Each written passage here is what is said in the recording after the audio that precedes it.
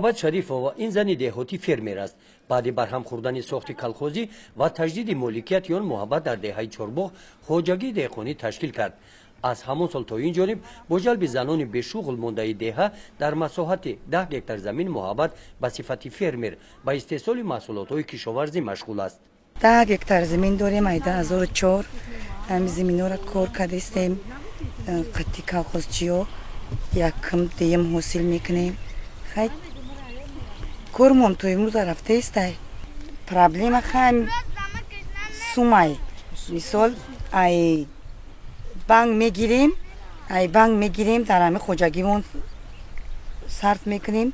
خوجگیمون کارش که سوز شود با بانک میگیریم میتیم شیده حالت قرضدار شدیم با قرض دادیم.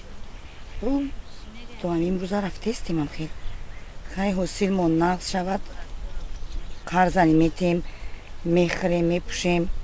خیلی با سامدارا را دستگیری میکنیم چی حاصلگی کنیم.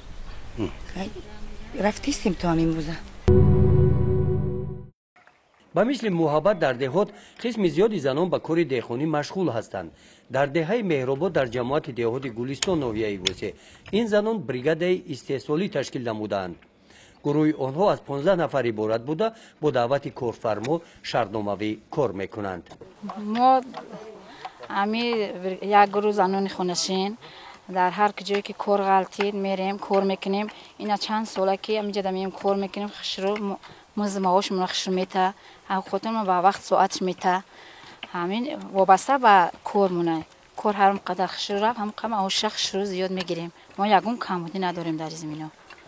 خشرو زندگیمون پیش میبریم با همین مهنت خودمون. خیلی کار جاش اومدن در وزمینی هم تنقیزم که مزد مهنت من حلال میته وزمینیش نمیتوه کار میکنیم. زنان دهات در گرمخانه ها هم کار میکنند. با مهنت آنها محصولات های سبزیجات های بروقتی استحصال کرده میشوند. در این گرمخانه در دهه کدوچی این زنان از کار خود راضی هستند. همه می اویلمون همی زمین چیز میکنیم.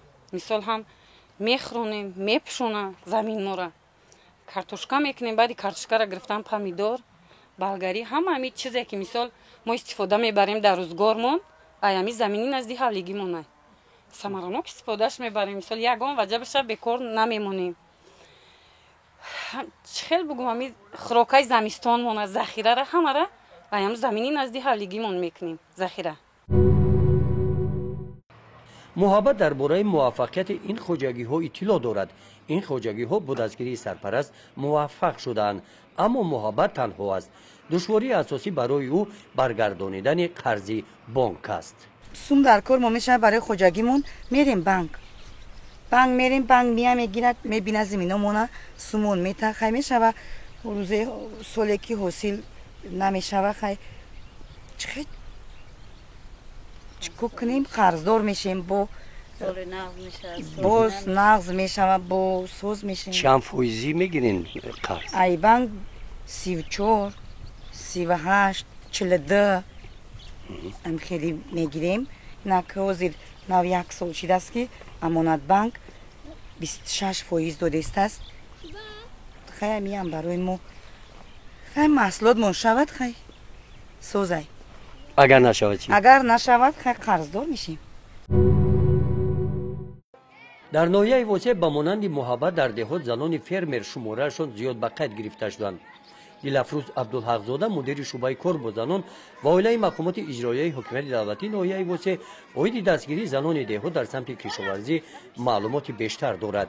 در ناحیه وسه طبق حسابات آماری ناحیه 350 نفر زنهای راهبر خوجگی دهقانی هستند. در این برابر زیاده از 16,000 زنان سهمگذار در خوجگی قشلاق هستند که سهم خودشان در سهم خوجگی داره کار فعالیت کرده رفته شدند. زیاده از 16,000. عین حال هر یک خوجگی دار هر یک زن حقوق خودشان رو درک کرده میخواهند که سهم خودشان را از خوجگی دهقانی یک طرفه برکنار کرده به خودشون حجت گذاری کرده سهم خودشان را استفاده برند. یعنی که به هر یک سهم گذار 39 از 139 گاه زمین راست میآید که به هر یک شخص وابسته هست. аз замино занҳо ҳастанд, занҳо талаби саҳмдории худшон кардастанд ки зиёда ба 15-16 ҳазор омада расидаанд. имрӯз ҳам талабот нисбати саҳмдорон нисбати гирифтани хоҷагии деҳқонӣ саҳми занон дар сафи пеш рафт. ба мисли дигар шаҳру ноҳияҳои тоҷикистон ноҳияи восеъ ноҳияи аграрӣ ба ҳисоб рафта воситаи даромади асосии сокинонаш ин истифодаи мақсадноки замин мебошанд. дар ин самт барои ташкили хоҷагии деҳқонӣ муроҷиати занон солҳои охир зиёд ба қайд гирифта шуданд. ин лаҳзае аз муроҷиати як нафар зан дар вохӯрӣ бо вакилони маҷлиси намояндагони маҷлиси олии тоҷикистон дар моҳи март бо интихобкунандагон дар ноҳияи восеъ мебошад. як гов дорум, як гусала дорум, як тайлоқча дорум. хай агар имконият боша ягон сотиқ замин 3 сотиқа мисол 4 сотиқа замине ки мисол ман ғалла карда битонам ё ин ки ягон ҷуворимака карда битонам ки ғизои ҳами чорвои ман бишавад ки ман айшири ҳамун говум бихӯрам ба ояндаи фарзанд ман якчи таҳкурсӣ бизорам. ман ҳамин қадар хоҳиш дорам. гирифтани саҳми замин ва шуғл варзидан ба фаъолияти фермерӣ дар ноҳияи восеъ кори осон нест. даводавҳои зиёд дорад. дар ин хусус андешаи якчанд нафарро мефаҳмем. می کمبودی زندگی مجبور میکرد همون یک گکتاری هم سهم گرفتیم اما سهم گرفتیم خیلی نه 4 ماه که داوداوی همو با امضاش با حکومت همه چی داوداو کردیم با همه قدر مهنت کردگیمون باید کمی جنوب همه را آزادی داده زمین نوع فرمری آزادی داده با همه قدر میگه که زمین تو قرض دارین هر گونه که ما حکومت میره میگه بیاین 7,000 بسپارین من که 7,000 داشته باشم یک دهقان من زندگیم با یک قب چهار نمیرسه با چخیل 7,000 میبرم میسپارم و با میخیلم بعد وقتی من خیلی بگم با قانونی بگن که این امیر رو دکت کار کرده امیر رو دکت اول مدامی زمین ندارم مدام یکون فایدهش ندیدم یکون کار نکردم مرا پیش که 7,000 میگه خیلی کار کنم امو چیزایی که کار کردم همو چیزا مرا انداز سراغ دولت حقوق داره مرا بگه که نه به همین زمین تیمی قرض داریم قرض سراغ ممکن میره پیش ایشوش میره تراکتور شخصی که هستن قبط هم نمیگیرن برای ما از خویشمندم که از همین تکنیکا همین فیلمی رو باید که تامین کنن مبلغ در کورایی که کورا پیش برن هم خیلی چیزا که دستگیری کنن به تنه بکنن با حاصل ساز میشون نه که دستگیری که نکنن با یک آدم ایکجو میشود دهقانی. ниёлбӣ ҳасанова маълумоти олии агрономӣ ва собиқаи бисёрсола дар калхоз дорад. барои саҳми арзанда гузоштан дар самти баробарҳуқуқии мардону занон ташкили хоҷагиҳои фермерӣ иштироки занон дар соҳаи кишоварзӣ бо сипосномаҳои мақомотҳои давлатӣ ва ташкилотҳои ҷамъиятӣ сарфароз гардидааст. ин таҷрибаи бойро дар истифодаи замини назлиавлигии манзили истиқоматии ниёлбӣ мушоҳида кардан мумкин аст. ин замин ягон ваҷаб ҷои холигӣ надорад. пур аз маҳсулотҳои ниёзи аввала мебошад. ҳамин фаъолиятро ба ташкили хоҷагии деҳқонӣ ниёлбӣ мақсад дорад ки васеъ намояд, лекин ба ӯ саҳми заминашро надоданд. мо барои ташкил намудани хоҷагии деҳқонӣ чандин соло аз соли 1995 инҷониб кӯшиш карда ва чанд маротиба муроҷиат намудем. лекин ман 3 сол сардори бригадаи пахтакорӣ кор карда будам ва муддати 10 сол қариб ҳисобчии бригада кор кардагӣ будам. аммо саҳми ман несту саҳми шавҳарам 40 сотиқ ҳасте мо амро дастрас карда натавонистем.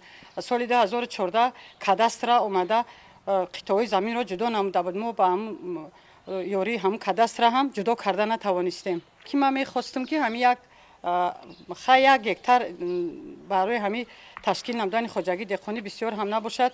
барои гузарондани кишти барвақтӣ пиёз, картошка, сабзӣ бо маҳсулоти хай ғалладонагӣ, гандум барои оилаи худмон дар кора мо мехостем ки ҳамира ташкил кунем ва ҳами чизора зироатҳоро парвариш намуда ҳам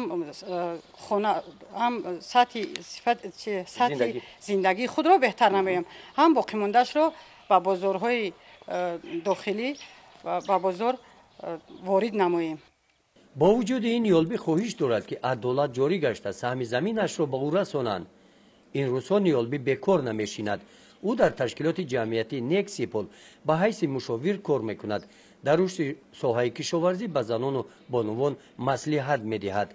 در این سمت کمکش به زنان میرسد. همین زمین را اساسا زنها کار میکنن.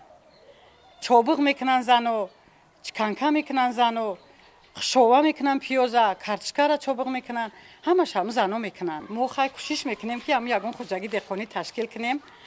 انا محصولات را استحصال نموده سطح صفت زندگی رو خوب نماییم. محبت هم ارزو دارد که او را شنوند و برای پیشرفت فعالیت فرمری استفاده ثمرناک زمین گرفتن قرضهای امتیازناک با او کمک رسانند.